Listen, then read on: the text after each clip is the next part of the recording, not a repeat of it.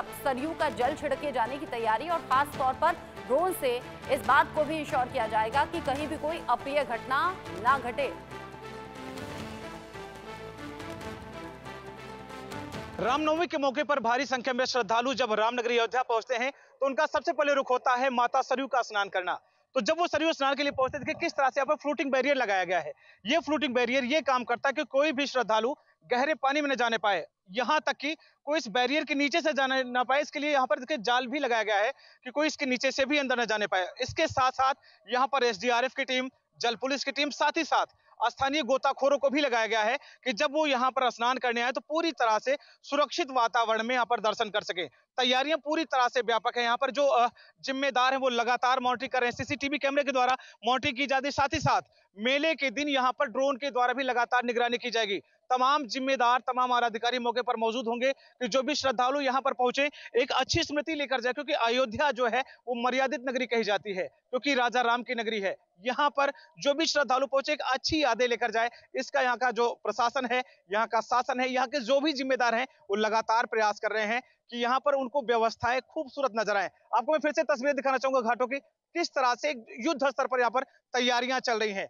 हर तरफ केवल तैयारियां ही नजर आ रही हैं, क्योंकि वो शुभ घड़ी, वो पुण्य मुहूर्त बहुत ही करीब है जब रामलला का जन्मोत्सव मनाया जाएगा रामनगरी अयोध्या में, और जिसका साक्षी पूरा देश यानी पूरा विश्व होने वाला है। 1 वर्ष पूरे हो गए हैं रामलला के प्राण प्रतिष्ठा के, तो उसके बाद से लगातार जो श्रद्धालुओं की संख्या है वो लगातार रामनगरी अयोध्या पहुंचना चाहती है और अपने आराध्य रामलला को अपनी आंखों में भर लेने की ललक उनमें साफ देखी जा सकती है। तो यकीनन अब की जो 6 तारीख है, 6 अप्रैल यानी चैत्र मास शुक्ल पक्ष नवमी तिथि, बहुत ही पुण्य घड़ी जब पूरा देश रामलला का जन्मोत्सव मनाएगा।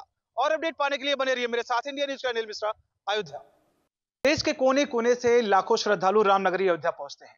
जब अयोध्या पहुंचने के सामने एक प्रश्न होता है कि मैं किस मंदिर जाऊं, किस रास्ते से जाऊं जहां पे मुझे भगवान श्री राम का मंदिर मिल जाए, मैं किस रास्ते से जाऊं कि मुझे हनुमान गढ़ी मिल जाए, मैं दर्शन कर लूं। इन सभी चीजों को दृष्टिगत रखते हुए अयोध्या नगर निगम ने मे आई हेल्प यू करीब 25 जगह अपने सेंटर बनाए हैं। हमारे साथ नगर महोदय हैं, उनसे मैं जानने का प्रयास करूंगा कि नगर ये मे आई हेल्प यू क्या है और क्या क्या चीजें, ये जो श्रद्धालु आएंगे, जो यहाँ पर लोग आएंगे, उनको क्या क्या चीजें प्रोवाइड करेगा। बहुत बहुत स्वागत है। Thank you.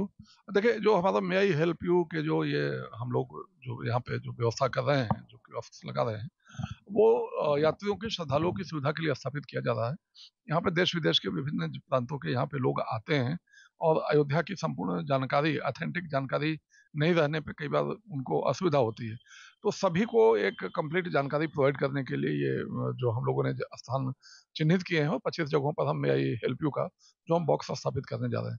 इसमें प्रत्येक समय में एक व्यक्ति वहाँ पे रहेंगे, वहाँ उपस्थित रहेंगे, जो कि अयोध्या के बारे में, यहाँ के प्रमुख मंदिर, घाट, इन सभी के बारे में जानकारी देंगे, स्टे के बारे में जानकारी देंगे, यात्रा, बस स्टेशन, रेलवे स्टेशन, इन सभी की जानकारी रहेगी।